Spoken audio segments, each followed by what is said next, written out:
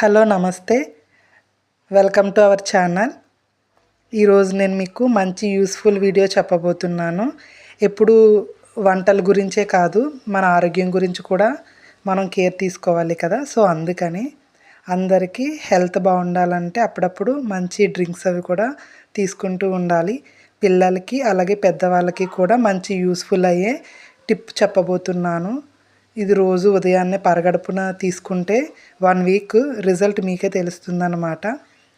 So ఇది ఏంటి అన్నది, ఎలా చేసుకోవాలి ఏంటన్నది నేను చెప్తాను. సో చూడండి. ముందుగా పెద్దవాళ్ళ గురించి చెప్తున్నాను. నేను ఇక్కడ ములగాకు తీసుకున్నాను, అలాగే తులసాకు. ఈ ములగాకు తులసాకు కూడా మనకి న్యాచురల్గా దొరికేవే, ప్రతి ఇంట్లో దొరికేవే. ఒక గ్లాస్ వాటర్ ఒక గిన్నెలోకి తీసుకోవాలి. అందులో కొంచెమంతా ఒక తులసాకు, అలాగే నేను మీకు వీడియోలో చూపించినట్టుగా ములగాకు వేసుకోవాలి. ఈ విధంగా తులసాకుని అలాగే ములగాకుని మనం వాటర్లో, ఒక గ్లాసుడు వాటర్లో వేసుకోవాలి. నేను ఇద్దరి కోసం చేస్తున్నాను ఈ కషాయము. అది ఇంట్లో ఇంకా నలుగురు కోసం చేయాలంటే ఇంకో గ్లాసు 2 గ్లాసులు వాటర్ వేసుకోవాలన్నమాట. నేనైతే ఇద్దరి కోసం కాబట్టి ఒక గ్లాసు వాటర్లో తులసాకు అలాగే ములగాకు ఈ విధంగా మరిగించుకోవాలి. ఒక 10 మినిట్స్ మీడియం ఫ్లేమ్లో బాగా మరిగించుకుని చల్లారాలి. గోరువెచ్చగా ఉన్నప్పుడు వడకట్టుకుని ఇలా 2 గ్లాసులోకి తీసుకుని ఉదయాన్నే పరగడుపుని తీసుకున్నట్లయితే మనకి మోకాళ్ళ నొప్పులు, నడుము నొప్పులు తగ్గి హెల్త్కి చాలా మంచిగా చేస్తుందన్నమాట. అలాగే నెక్స్ట్ చిన్నపిల్లల గురించి చూపిస్తున్నాను. ఇక్కడ కొంచెమంతా ములగాకు అలాగే ఎక్కువ తులసాకు తీసుకుని మిక్సీ పట్టుకోవాలి. ఇది వచ్చేసి తేనె అనమాట. మిక్సీ పట్టుకుని రసం తీసుకున్న తర్వాత తేనెలో కలుపుకోవాలన్నమాట. ముందైతే ఈ ములగాకుని తులసాకుని మిక్సీ పట్టుకుందాము. చూడండి, ఈ విధంగా మిక్సీ పట్టుకున్న తర్వాత వడకట్టుకోవాలి. కొంచెం అంత వాటర్ వేసుకుని మిక్సీ జార్లో ఈ విధంగా వడకట్టుకుని ఇప్పుడు ఇందులో తేనె కలుపుకోవాలి. ఒక 2 టేబుల్ స్పూన్ తేనె కలుపుకోవాలి. తేనె కలుపుకుని ఇది పిల్లలకి ఉదయాన్నే పరగడుపున పట్టించినట్లయితే దగ్గు, రొంప, జ్వరం, కఫం ఏమీ లేకుండా కడుపు క్లీన్ చేస్తుందనమాట. హెల్త్కి కూడా చాలా మంచిది. సో ఈ విధంగా నేను ఇక్కడ చిన్న గ్లాస్లోకి, చిట్టి గ్లాస్లోకి తీసుకుని పిల్లలకైతే ఇస్తాను రోజు.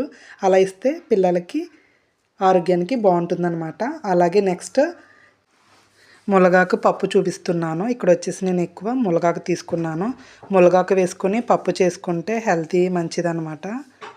నేను ఇక్కడ పసుపు వేసుకుంటున్నాను. ముందు ఒక కప్పు పప్పు తీసుకుని కందిపప్పుని శుభ్రంగా కడిగేసుకుని వాటర్ వేసుకుని అందులో పసుపు, కారము అలాగే ములగాకు వేసుకుంటున్నాను.